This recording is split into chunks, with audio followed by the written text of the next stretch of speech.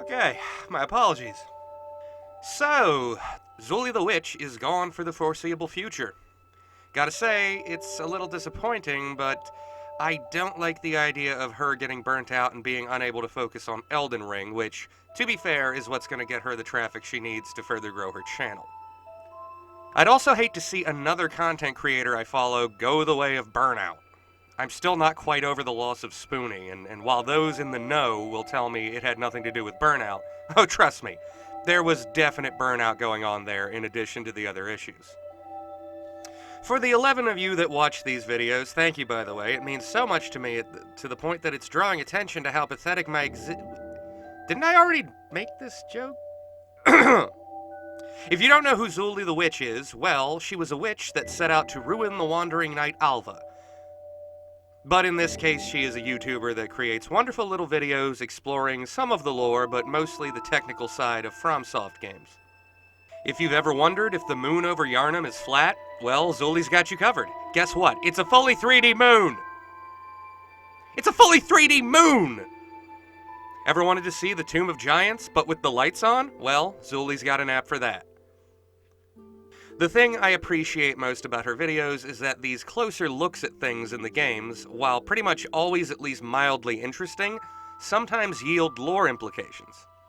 The smallest details you might often miss can have considerable impact on your interpretation of the game's lore, and Zullie does plenty of closer looks, limit breaks, lighting things up, and I believe she was even the one to discover, or at the very least get the word out, on the Chalice dungeon containing what is very likely the physical manifestation of the moon presence, before its ascension as a great one far beyond the mortal plane.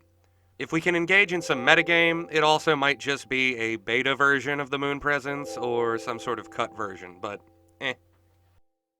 She does fantastic work and has been smart enough not to reveal herself in any fashion, as far to my knowledge anyway.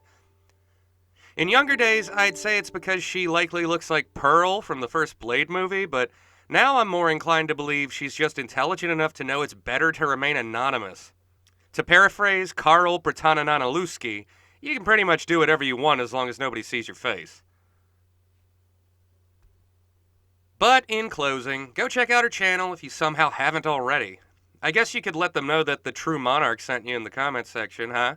Huh? I mean, that wouldn't take any time out of your day. Toss this poor mutt a friggin' table scrap, huh? Jeez.